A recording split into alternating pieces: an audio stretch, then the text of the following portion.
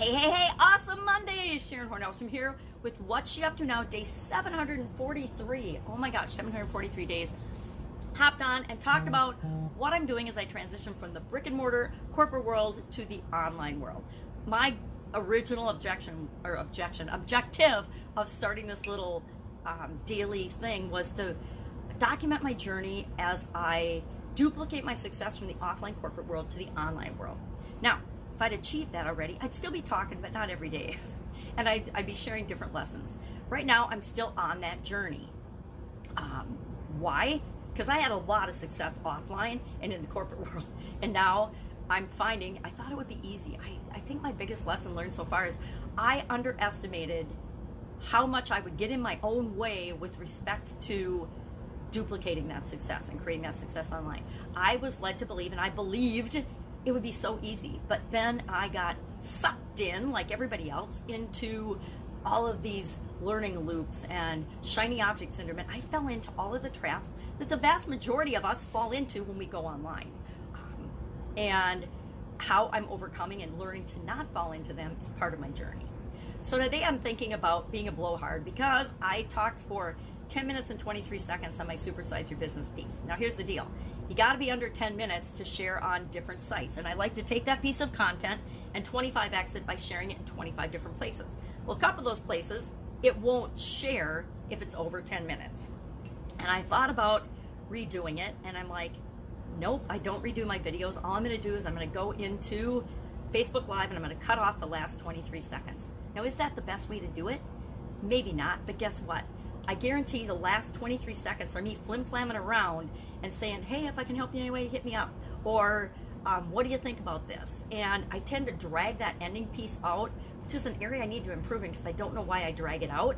But I feel like a blowhard whenever I go over 10 minutes on a couple different segments of my videos. So, area of improvement, we always have them, right? I need to chop that off and figure out how to chop that off. I've done it once before, semi-successfully, but I don't know how to edit videos. Painful confession. I don't know how to edit videos. I don't want to learn how to edit videos. It's why I do live videos for a reason, because what you see is what you get. I personally think live videos are better. If you're looking for a super polished professional person, then go listen to people's videos that are edited and polished and professionally developed. I think that those are awesome, but how authentic are they? They're really not, are they? If somebody has got somebody out there, and this is just my opinion, if somebody is out there, and maybe someday I'll have polished, edited, smoking hot, fun videos that people, millions of people watch, but for right now, this is who I am, and this is who I'm becoming, and maybe I'm moving into that. Maybe that's what I'll do and be, and I'll think differently about it, because we change our thoughts, we change our beliefs, we change our feelings about things all the time if we're open to the possibility of things changing. But for right now, what you see is what you get. And I know that to cut off 23 seconds or 25 seconds from the end of my video will make no difference, because the probability of anybody listening to my videos all the way through is slim to none. For the one or two people that do, maybe they'll give me the feedback that says, hey, what happened to your video? It cut off at the end. And I'll know that next time I need to set a timer and make sure I don't go over 10 minutes or have a big giant clock or something. But where my setup is, since it's temporary and I'm moving, I don't have that set up right now. And most of the time, I don't talk about something for 10 minutes, but I obviously was a blowhard about cutting the mustard and capability and confidence and imposter syndrome and fake it till you make it, and action kills fear, the past does not equal the future, credentials, degrees, certifications, licensing does not necessarily guarantee or equal success. I have a whole lot of thoughts about hiring and feedback, all kinds of things. And so I was talking a lot about that with respect to cutting the mustard, because to cut the mustard means that you're capable of doing something. You're capable of meeting the requirements of something. Well, requirements mean they're outside of you expectations. And then, confidence comes into play in terms of, do we have the ability to meet other people's requirements or requirements outside of us? And I guess that in some way, shape, or form, credentials and certifications and degrees are proof that you have the ability to meet someone else's or outside requirements, right? If you get a college degree, you've obviously been able to meet the requirements of that program, that degree program. Does that mean you're going to be successful in a certain job or position? Absolutely not. Is it an indicator that you might have a better chance of being successful in that role than someone that's never gone through the requirements of getting a degree? Maybe, maybe not. But I think the majority of the world believes that there's a direct correlation there. And what I've found is that just because most people in the world believe something does not mean it's true. At least doesn't mean it's true for me. Might not be true for you. It might be, but it might not. We always have to ask ourselves, okay, I see this, I hear this, I understand how most people feel about this, but how do I feel about it? Is it true for me? Right? May or may not be. And I think that's always the filter that I put on now is like, is this true for me? And sometimes it is. Sometimes I catch myself falling into some of the traps and bad habits that everybody else does, right? I have been known to Netflix binge, right? When I want to de-stress, I'll pop in front of the boob tube. I call it the boob tube because it is the boob tube, and I find that I can lose hours of time in front of it, which is why I gave up watching television a long, long time ago. But every once in a while, I will sit down and want to spend a Sunday watching some show on Netflix and going through a series. I have to admit, I do love Netflix and Hulu and things like that, where you can watch something, you can pick it out, you can watch it for a while. It's like a book. You can nowadays, didn't used to be able to do this, but it's like a book. You could read part of it, put it down, and then months later pick it up and pick up right where you left off. Well, they've done that with television nowadays, right? You can start to watch a show. You can, maybe I'm going to watch a show for 20 minutes a day while I'm exercising or doing something, while I'm doing sit-ups, which I should start doing sit-ups, which is why I thought of that, or crunches or whatever. Getting that middle-aged drift, right? So I guess I'm getting to over middle-aged, if I'm really being honest and admit that I'm getting old. We're all getting older, right? What beats the alternative? If we're not getting older, we're probably dead. And I don't know, older is better than dead, at least in most of our estimations. So I can watch it for 20 minutes, and then I can turn it off. And then maybe in a week or the next day or whenever, I come back and I pick up right where I left off. It's pretty cool, right? It's very convenient. You don't have to fast forward. I remember when we had DVDs and CDs and cassette tapes and tapes, VHSs. I even remember VHS and beta. Remember that whole VHS beta thing? Probably not if you're young. You had to rewind and fast forward. You couldn't just stop. Although, actually, tapes like that, you could just eject the movie where you were and then take right back off on it. So that's probably where they decided that that was a cool feature. People like things to be convenient, right? I like things to be easy and convenient. I like things to be simplified and easier and faster and more effective. I mean, I'm always looking for ways to make those things work in my life. I'm always creating weird systems in every area of my life, not just in business. I always create systems that make each function in each area of my life easier. I have a morning routine. I have a bedtime routine. I have different times throughout the day where I actually do certain things a certain time during the day. Because it works for me, it makes me more efficient and more effective, and it makes my life go more smoothly for me. And it doesn't matter if my life goes more smoothly for anybody else except me, right? I need to set things up for me to succeed so that things work for me. And a lot of times we forget to do that. We're so busy responding to what happens in our world that we forget that we have the ability to step back and say, okay, well, I've made this mistake 4 times. I've been late for work 4 times in the last 2 months. What can I do to make sure I'm not going to be late? Well, there's things I can't control. I can't control the weather. I can't control traffic. I can't control certain things, but there are a lot of things that I can control. So instead of looking at what I can't control, I look at the things I do have the power to control. I can get up 15 minutes earlier. I can leave the house 15 minutes earlier. That will usually, and it won't guarantee it, if we have a blizzard, leaving 15 minutes earlier isn't going to ensure that I'm on time. I'll never forget, I went to a job interview and I was 2.5 hours late. Now there was a blizzard and a snowstorm, and I left 2 hours early, and I realized that I wasn't there at the 2 hour point. It was before cell phones, so I had to get off the road, go and call, and I called and I said, listen, I am only halfway there. I'm only halfway there, and I know I'm going to be late. Do you want me to still come, or should I turn around and go home?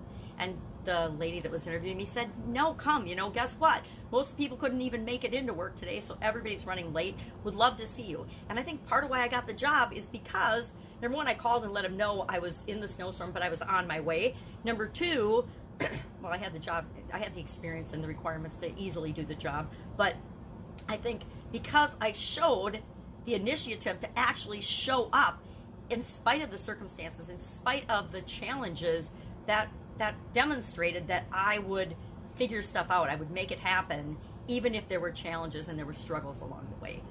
I think that was a clear demonstration of that I had that ability to solve problems and figure it out and to make things happen and to do what I said I was going to do, even though I had challenges and obstacles in my way that were outside of my control. So thinking about that today, thinking about being capable and able to figure things out. There's always a way. As much as sometimes we doubt and we worry that we can't figure things out, we always figure things out. We're still here, right? We're still living. We're still waking up every day and doing what it is that we do. And even just surviving is figuring things out, right? So we're a lot more capable than we think that we are a lot of times. It's just a matter of having the confidence and knowing that no matter what happens, we're going to figure it out. No matter what happens, even our ego is, and our subconscious level is going to help us to survive darn near everything, right? So thinking about that, today it was a fun one for the fun day. It was snoring is a way to chase away monsters, and I freaking love that. I think that's just such a fun way of looking at snoring, especially since I have been known to snore, right? I think that a lot of us snore and we don't want to admit it. I mean, I never thought I was a snorer, but guess what? I'm sleeping. I don't know if I'm snoring or not. But the ex-husband used to say that I snored. And all the girls at Oktoberfest, we go to a celebration every year, a bunch of us women, and we go up north and stay at the cabin. And some of the rooms sleep more than one person. So we now have a snorer's room and a non-snorer's room. And I have been relegated to the snorer's room. And I'm okay with that, right? Hey, if I snore, if that's the worst thing I do, I'm okay with that. I can live with that. I am thinking about my next challenge. I'm working on that, and I'm ramping up to repeat my challenge. And now I'm at the point where, all right, I need a name. I just finished this last week, and I'm doing a Q&A session today of what I call the Live Thrive Challenge. And I only called it the Live Thrive Challenge because it rhymes and I didn't have another name. And what I'm doing in it is I'm teaching people how to set up and do their own challenges. And so I'm trying to think of what to call it and how to present it going forward, because I want to do it again in March and then bring people into working with me and my team. So I'm trying to think about how do I present that? What do I call it to make it meet the needs of the people that I want to work with, that I can know that I can help the most. So I would love some input on that. You know, how do you teach people to overcome their own challenges? Sorry about my alarms. I thought I can't shut them all off every day. Sometimes I'm running late. Today I'm running late because I'm a blowhard and I'm talking too much. So thinking about my next challenge, I also want to, in the interim, do a personal challenge. I think I'm going to do a personal health challenge just to get back into, winter is a really hard time of year for me to be as active as I am in the summer. Well, spring, summer, and fall, I can be super active because I can just get outside and walk. Winter, I've had a bum knee, and so it's slippery and snowy and icy and cold, and so I don't get outside and walk as much as I should. So I'm trying to think of ways to counteract that. And as I moved, I downsized. I got rid of my exercise equipment, and I am kicking myself every day that I did that, because it's a lot easier to hop on the treadmill, the exercise bike, the elliptical, or something like that for 20 minutes to an hour than it is to like do floor exercises or yoga. My daughter's trying to get me into yoga, but I haven't found the love of it yet. I guess I'm not calm and zen enough for my yoga liking yet. So I'll practice that a little, see if I can get better at it. And yoga keeps her in tremendous shape, but she's also super duper active in the winter. She snowboards and does all kinds of outdoor winter stuff, so she's a lot more active. So yoga works for her to tone it up and round it out. Not working for me so well this winter, at least not this winter.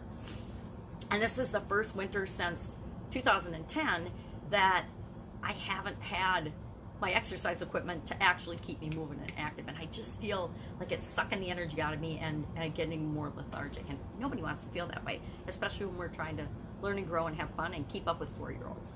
So next challenge, name for a challenge, working on some graphics and some consistent, more professional looking things for my challenge, because although my podcast and my lives aren't particularly professional and polished because they're live, I want what I'm doing in my challenges to take it up a notch. I want it to be something that people are really excited and proud to be participating in, to be a part of.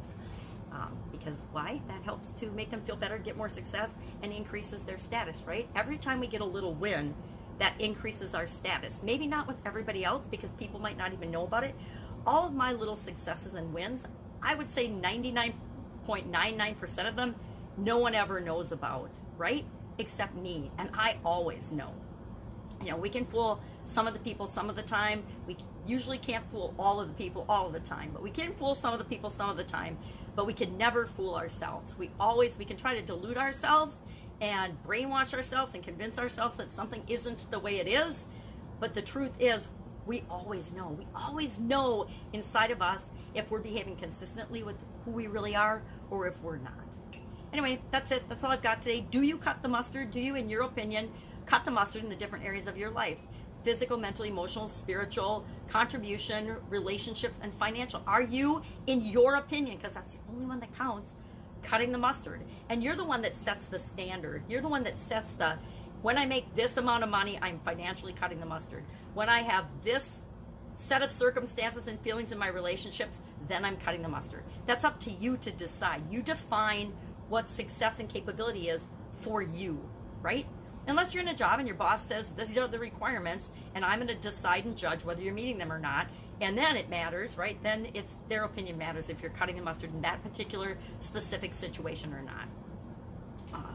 That's it. Have an awesome day. If I can help you in any way, hit me up in the comments below. Ask a question. If you've got a question, ask it, right?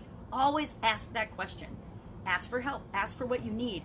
The worst that can happen is someone will say no. And if somebody says no, guess what? You ask somebody else.